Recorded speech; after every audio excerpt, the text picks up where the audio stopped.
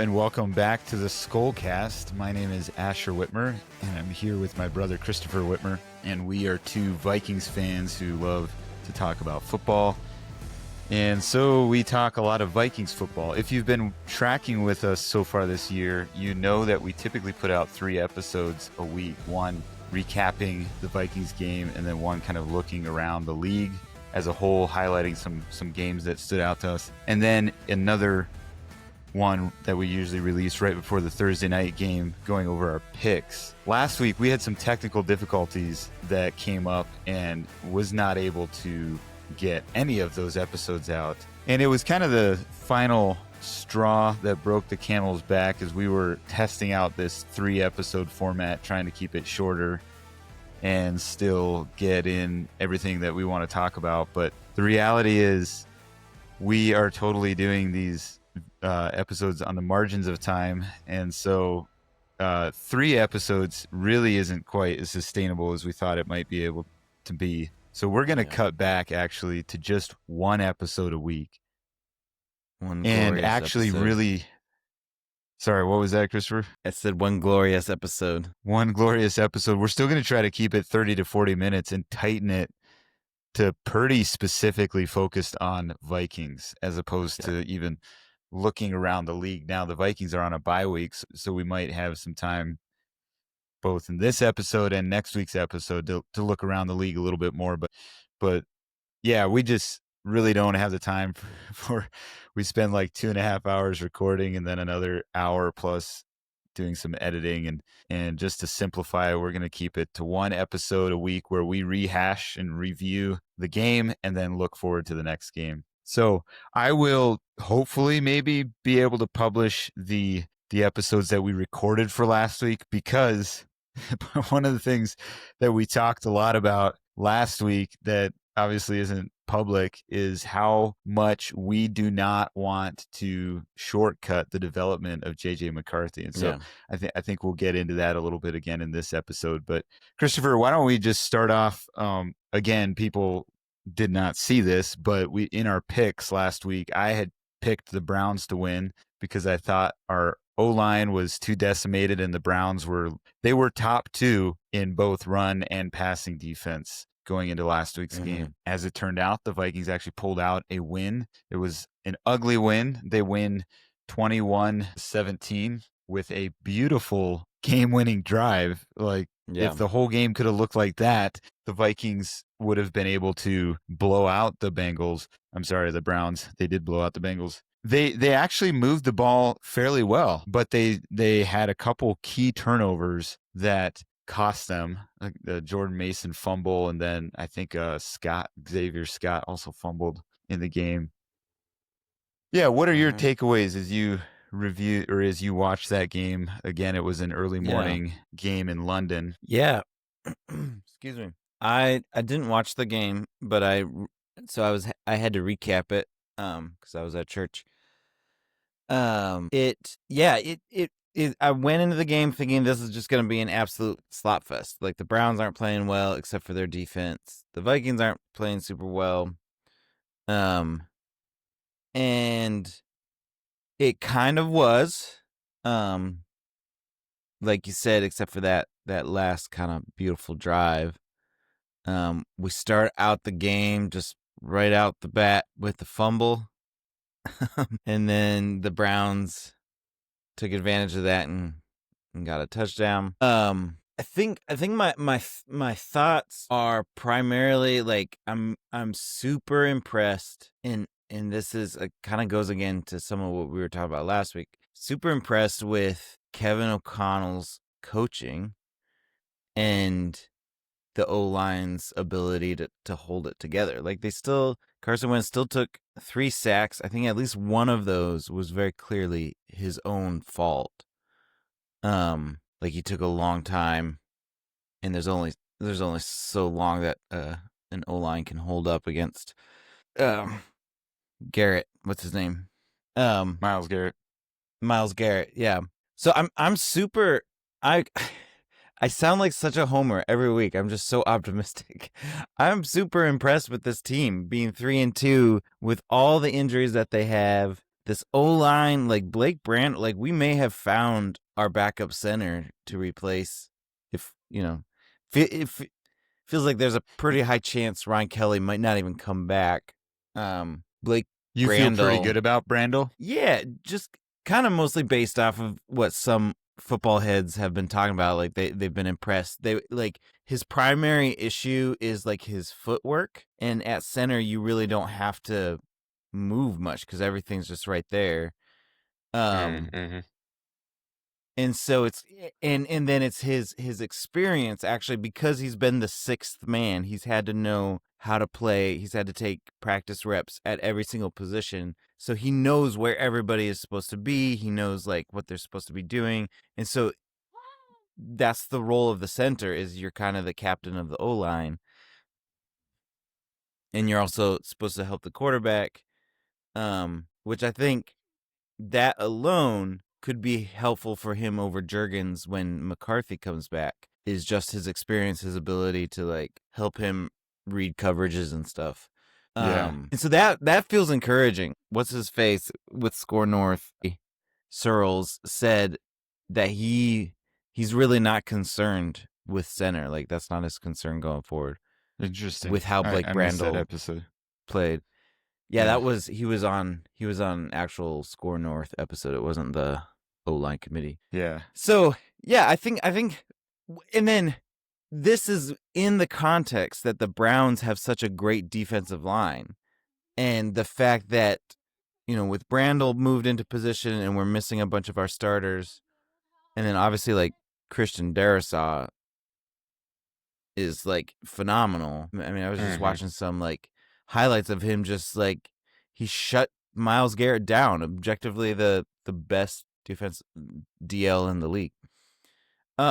So with the context that the Browns are incredibly good and should have smashed our second, third string O-line, and the O-line held up, is pretty impressive to me, and it makes me feel good. And then the team stuck in and pulled it out. Obviously, we're not always going to be playing against an offense that scores so little. And so in some ways you see right there kind of a snapshot of our woes between the Steelers and the Browns. If you get an offense that is even slightly more productive, then you're might end up like the Steelers. But we almost won. We could have won the Steelers game too. So yeah, the Steelers game was gettable. It should have been. It was really on the Vikings for losing that game. Yeah. I was, so a couple things going into the game. I was impressed with how decimated the O-line was at the end of the Steelers game. That's when they came back. That's when the Vikings came back and got back in that game. And so that was kind of interesting to me. We look at the Bengals or even the Ravens and some other teams that are dealing with key injuries, and they're not good. They're being blown out. And obviously the Falcons game feels like a blowout as well. But just to go back, I was thinking again this morning, there's no reason the Falcons shouldn't have blown. I'm more thinking about it in terms of, I don't think the Falcons are quite what a lot of people think they might be. Yeah.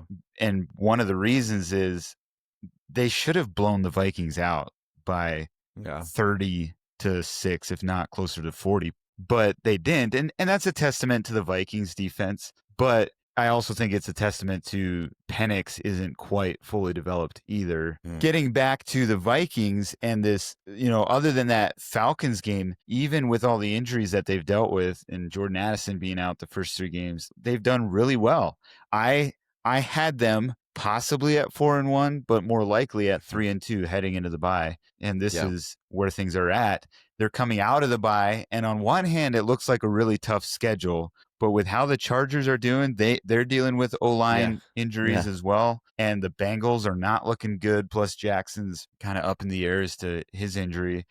So you mean the Ravens? Sorry. Yeah. The Ravens. Yeah.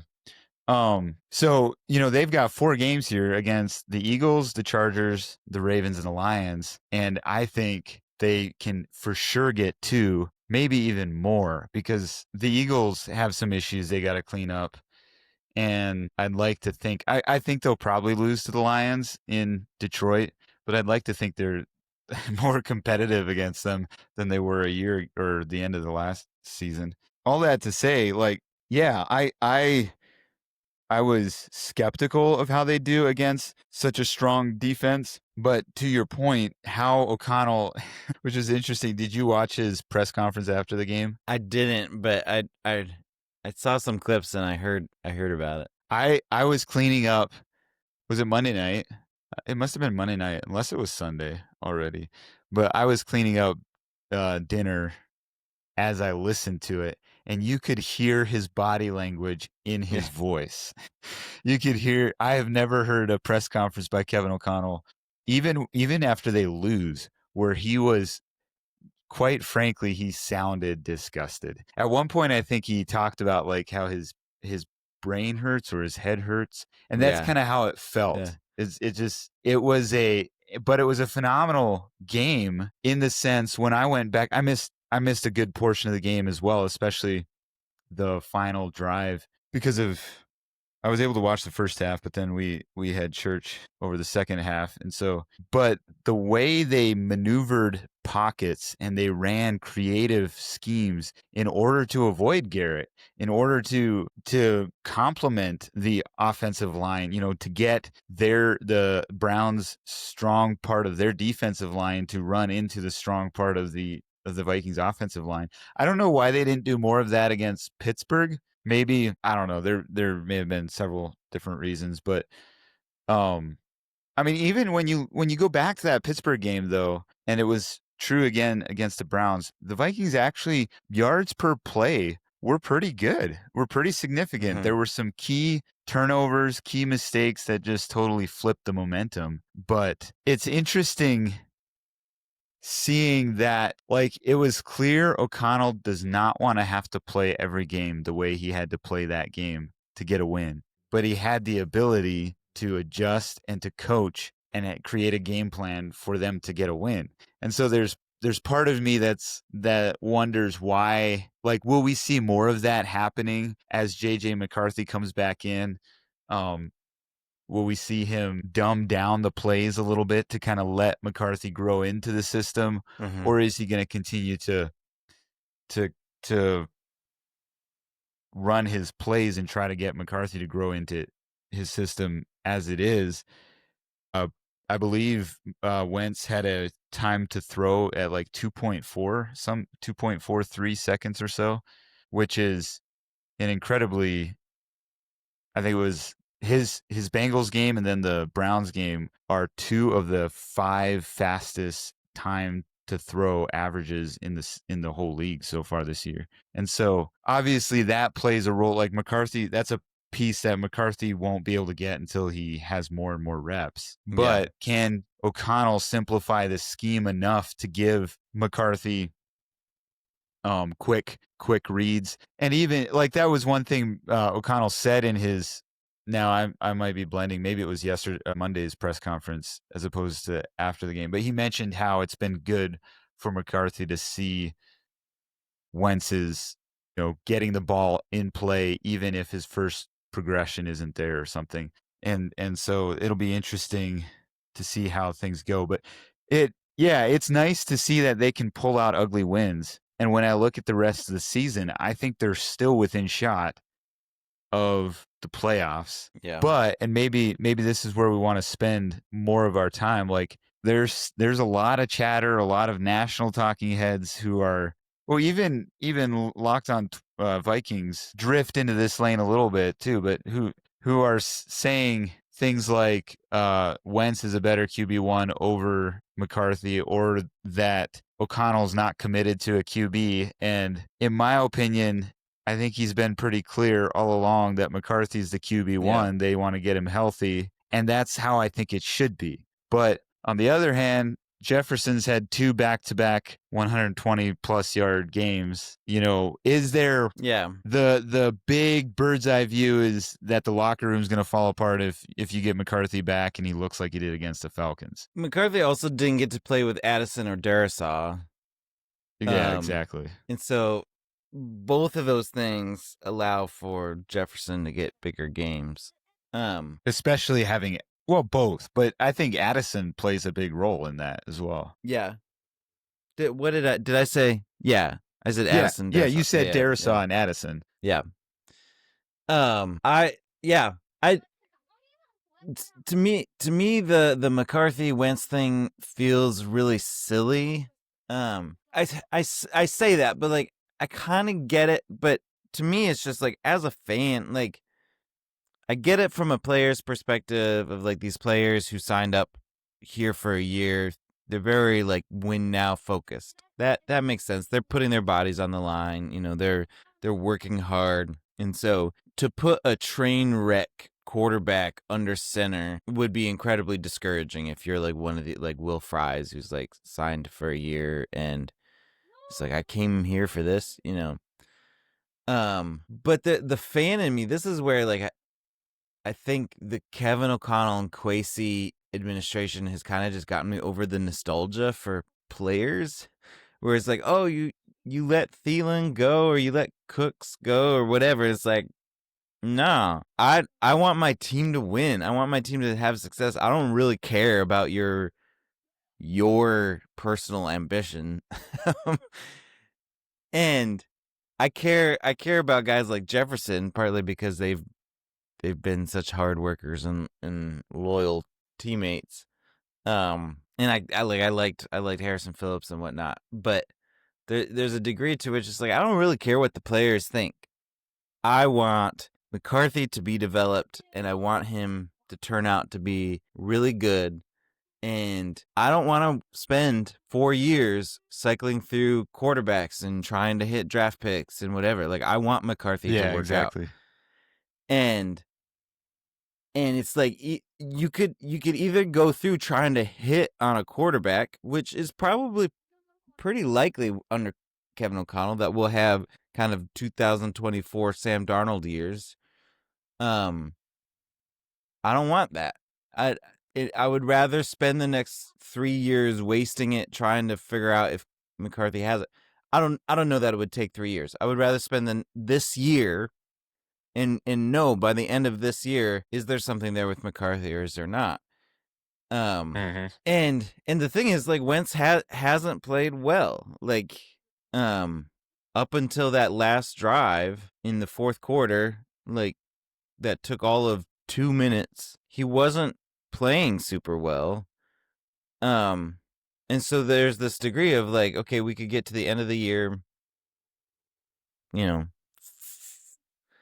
maybe at best 9-8, 10-7 or whatever, and have watched terrible quarterback play, or we could get to the end of the year, maybe, you know, I would think like at worst 6 or 7, at best maybe 10, and wins, and have watched a young QB develop, which could be painful, but I don't think it will, because I think Darrisaw's back, Addison's back. Obviously, we're only 5 weeks into this, and all kinds of stuff has already happened. So who knows what could happen in the next couple of weeks, you know?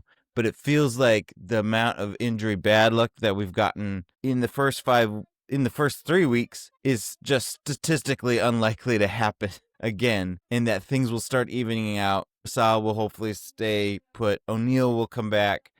Cashman will be like, we'll just like the, you know, I don't know if we'll get Ryan Kelly back. I don't entirely know if we'll get Van Ginkel back, but like all of these players should be coming back here soon. Yeah. And yeah, I feel like I'm just kind of repeating the same thing over and over again. I just want to see McCarthy develop. I don't really care about the players' personal ambitions. I know that I'm not Kevin O'Connell. O'Connell has to navigate that a little bit more. I think that we're judging McCarthy off of his first 2 games. Like, yeah, it's phenomenal to me. Like, you have Drake May who just beat Josh Allen and looks every bit as much like Josh Allen, but he's played 10 times more games than JJ McCarthy. And people forget, like, go back and look at Caleb Williams, Drake May, Jaden Daniels, even Patrick Mahomes' first game in the NFL. And there's an argument that could be made McCarthy actually had a better first game in the NFL Yeah, because he came out. well, and he threw 2 touchdown passes. None of those QBs, even Patrick Mahomes, threw a touchdown pass in their first NFL game. And yes, the Falcons game was ugly, but again, go look at the stats of those other QBs within their first 2 games. They didn't look that impressive either. In fact, Jaden Daniels, who led his team to the playoffs and to the NFC they were in the NFC Championship. He didn't really start finding his own until the midway point of the season, if I remember last year. I think he had kind of struggled and then got injured a little bit. I remember he missed at least parts of a couple games, if not a week or two. And then after that is when they started showing up and beating some of the better teams, even playing the Eagles tight. Mm-hmm. But so I'm just, in my opinion, we do not know at all. Like, if anything, what we've seen from McCarthy, he's slow. That ought to be a given. That's a given. That's going to happen with a rookie QB, especially a 22-year-old QB. He needs reps. The only way to speed up is to get him reps. So he needs reps. And then considering the O-line, I was again thinking through, like, so this is what Wentz did with a decimated O-line against the Browns, who have a very strong defensive line. But you have to remember, so many of the injuries that have now led to the Browns game happened in that Falcons game. And so when you're swapping out, Brian O'Neill goes down, Ryan Kelly gets another concussion, Michael Juergens got injured in that game. I think by the end of the game, Jackson was out even. And those are happening on the fly. They didn't have any time to practice and prep and create a scheme what they can do with this O-line. And so you had a whole week at least for Wentz and the offensive line to practice and get it prepped. I don't think it's fair to zero in on that Falcons game and define JJ McCarthy by that. That was total decimation. And I think Wentz would have looked very similar. I also think McCarthy would have looked very similar against the Bengals with how decimated they were. And so, again, we've said this several weeks in a row now, but there's such drastic difference between that Falcons game and the Bengals game. All that to say, if the Vikings went down the route of like, we don't like what we see in this young QB. Instead of continuing to develop him, we're going to try to rehab Carson Wentz or rehab some other quarterback. And Kevin O'Connell is really good at rehabbing quarterbacks. Mm-hmm. But if they did that route, as opposed to actually putting action to their words and giving the time and the space and the mentorship to develop a QB, it would start feeling to me like the Vikings are trending in a Minnesota Twins trajectory of this sort of haphazard, like not actually doing the what it takes to develop a good championship team, but constantly kind of buying low and getting these repair jobs and seeing what you get out of them and striking gold sometimes, and then it totally flopping some other times. And right now, for anybody who doesn't follow baseball, the Twins are the most embarrassing franchise in baseball, basically, just with how pathetic the ownership and front office is, and non-committal to getting good players to actually come and perform, and their young rookies that are good have no oomph or want to show up and play because it doesn't feel like ownership is behind them and coaching is really there. The Oakland A's would probably like to have a word. Yeah, although they're turning their ship around. They probably have the rookie of the year this year. Yeah. He's a former Amish dude. Really? From Lancaster County. Yeah, Nick Kurtz. I don't know. I think he'll probably win rookie of the year. I could be wrong, but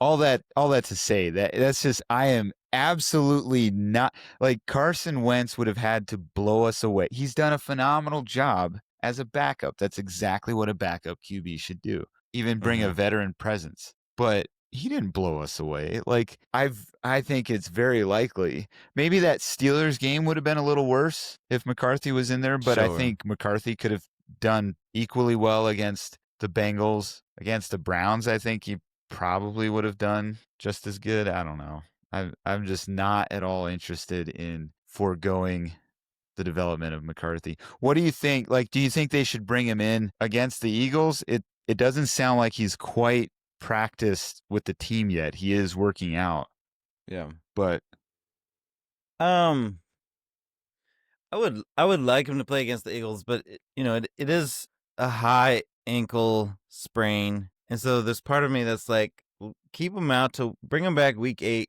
let him have a get right game against potentially the struggling Chargers. Although that is a primetime game, and he's had nothing but primetime games so far. Thursday night. It feels like, yeah, it feels like you couldn't really go wrong, like, by bringing him back week 8 instead of week 7, just because it's like, it's kind of a long shot that we win that game. I know that's not against how the coaches, Eagles. yeah, I know that's not how coaches are worried about, are we going to win this week? And so, I don't know that they're evaluating, what are our chances to win this week? Okay, it's only marginally better, so let's make him start next week. I think personally I would prefer Wentz against the Eagles. I think it's a nice story. Potentially has a revenge element there, which is not nothing. And then we, potentially are 3-3. At best, we're 4-2. If we're 4-2, we're in a really good spot. If we're 3-3, we're all right. And then, I think the Chargers are gettable. The Ravens are gettable. The Bears are still gettable.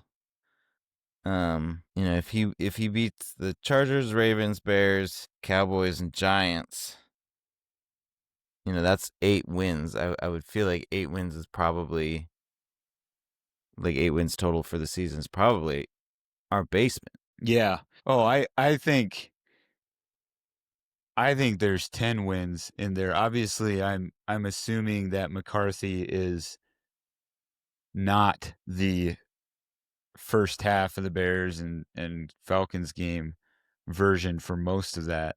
But I think there's easily 10, if not closer to 11. And part of that is, like, I'm not sold on, there's a very good chance we're swept by the Lions. The Lions look strong.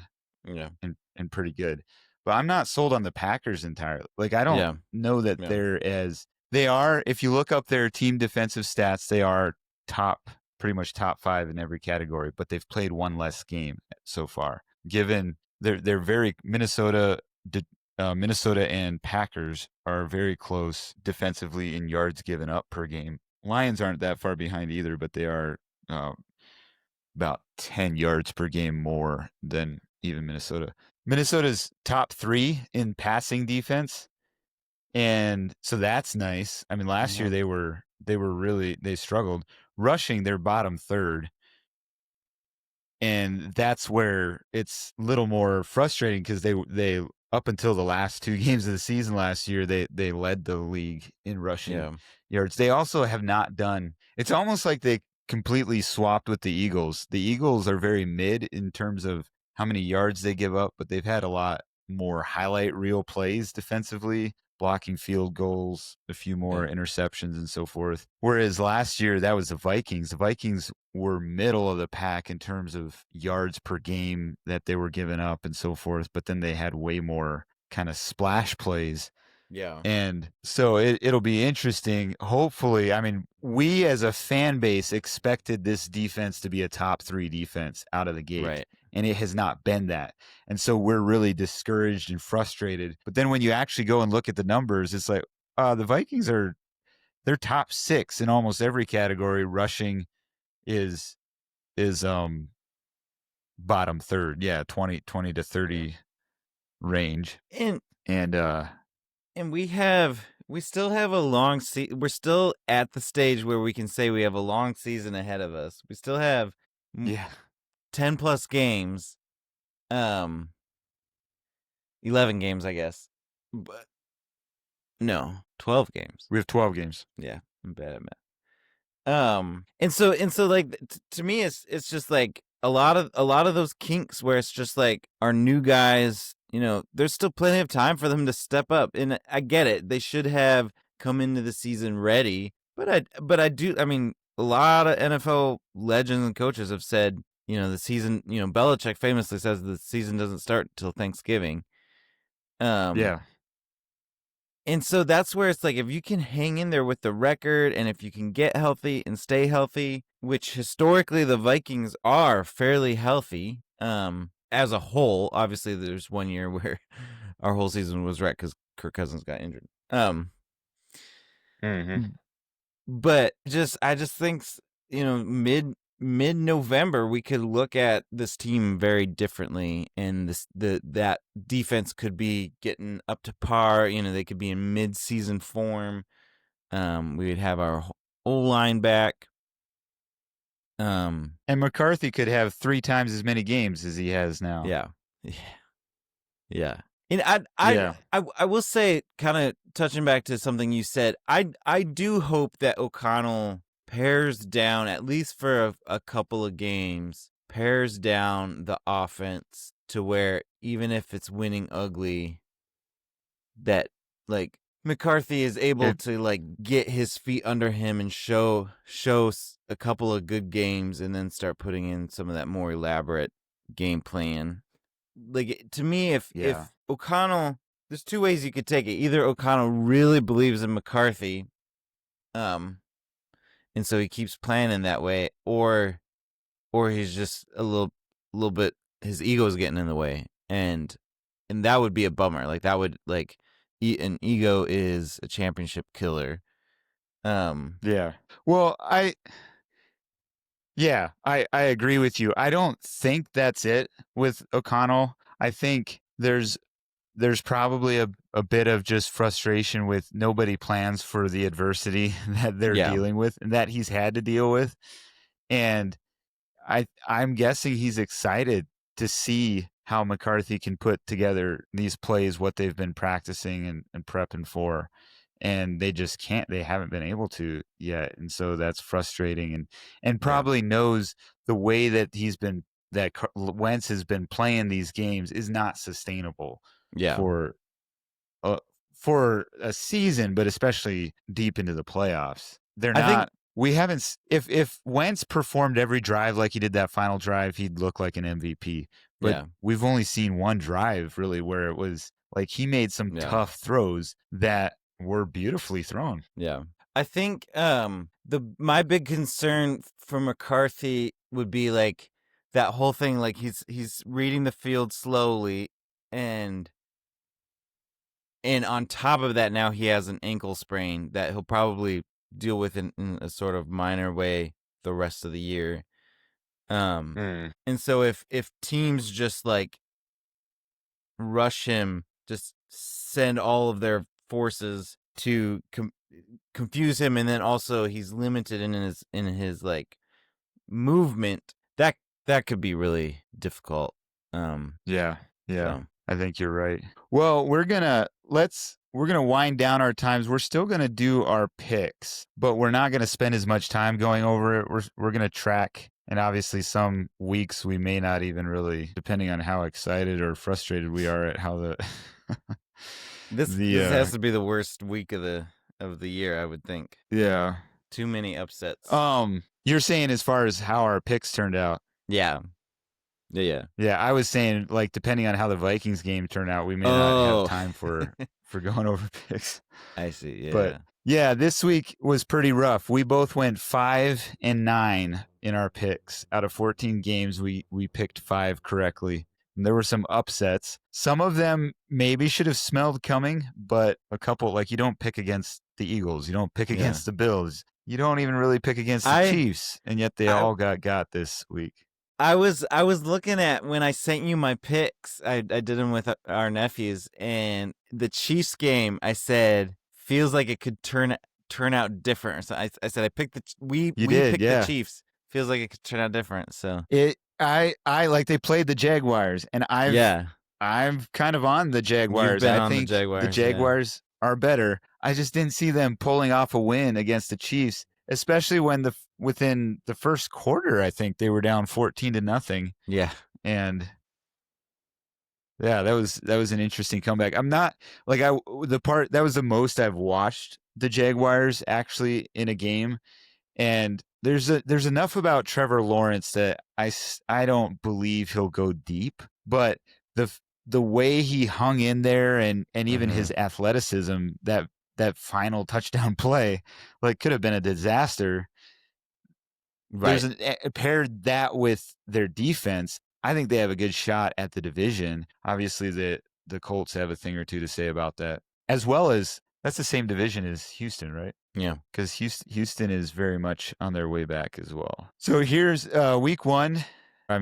game 1 of week 6. The Eagles and Giants play. We're picking the Eagles to take over the Giants, even though it is played at Giants. Broncos should be a fairly easy win in London. We're split. I'm going to stick with my Jaguars. They're at home.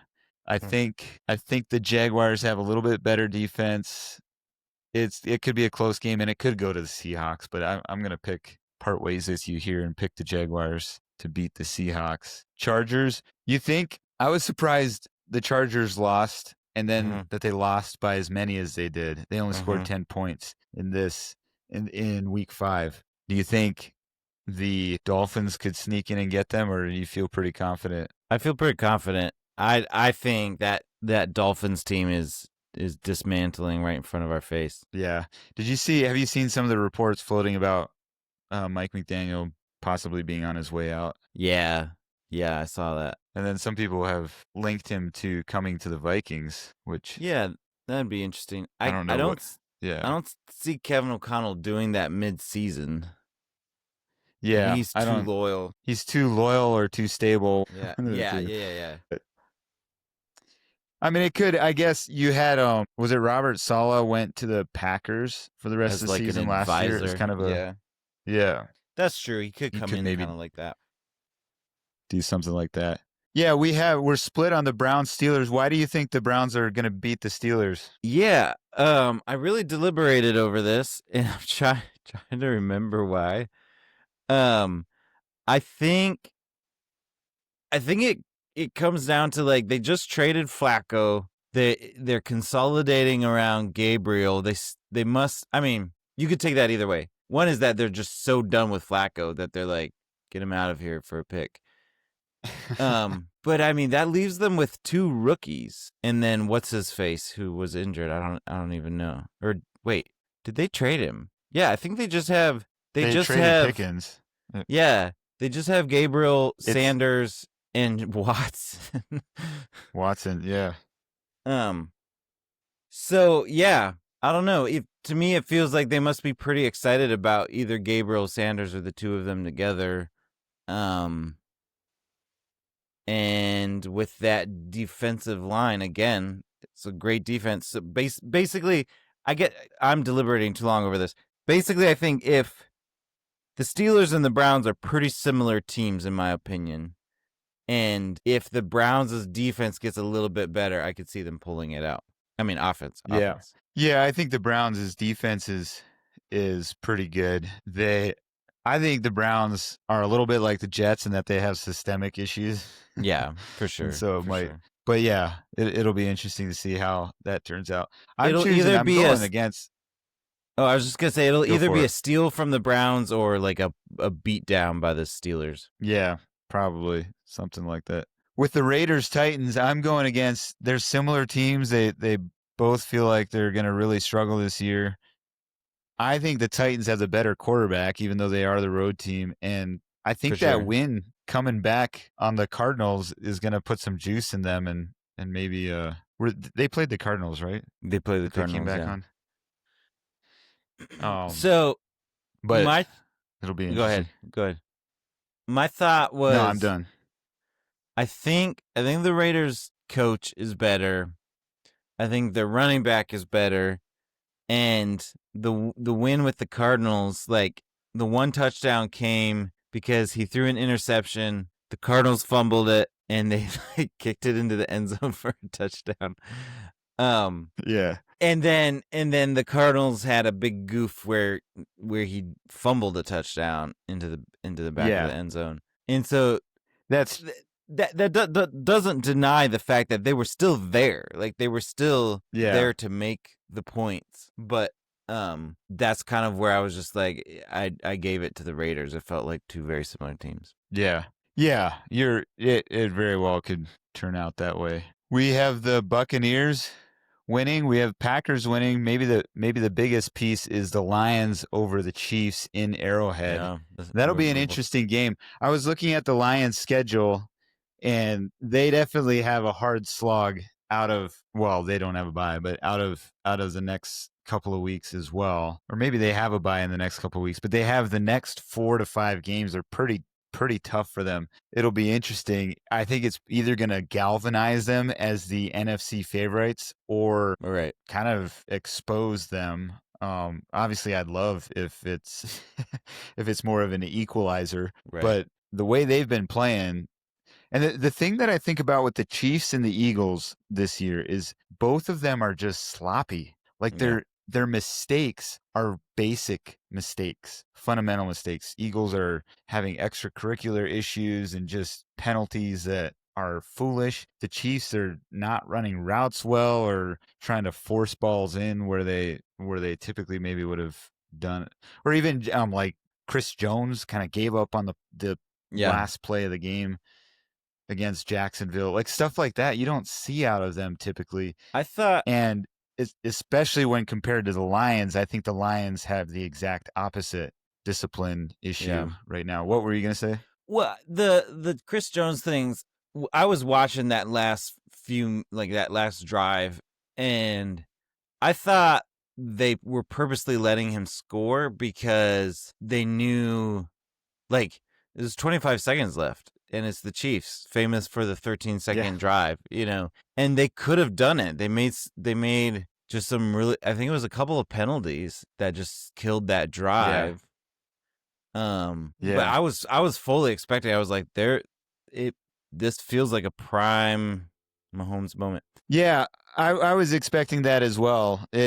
Those types of things haven't happened in this year, so I was a little intrigued. I also thought, like there was one guy that had his arms the whole way around Lawrence, and something to be said about that kind of a broken tackle. It's like, what? Yeah. Why did you not bring him down? But well, there it is. It for this week. We will we'll see how things go. Obviously, the Vikings don't have a game this weekend, so we don't have anything to review with the Vikings, but we'll review the rest of the league and look forward to the Vikings-Eagles game this time next week. Yeah, that'll be interesting. Anything more you want to add, Christopher? No.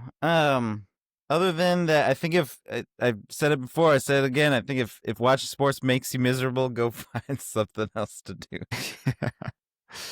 Yeah, this is the ride of sports life, and it's the ride when we all wanted a QB drafted and QB developed. Yeah. It's sort of the ride that you're settling in for. Even if you don't, like, Jets trade for Aaron Rodgers and he promptly gets injured and they have the ride of their life. Since and now they fire Robert Saleh and they're off to a worse start this year than they were last year. So, like, there's all kinds of that's true.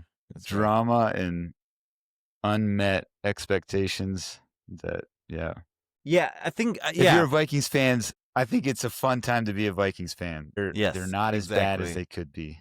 We have a lot to be grateful for. Okay, we'll talk to you guys later. All right.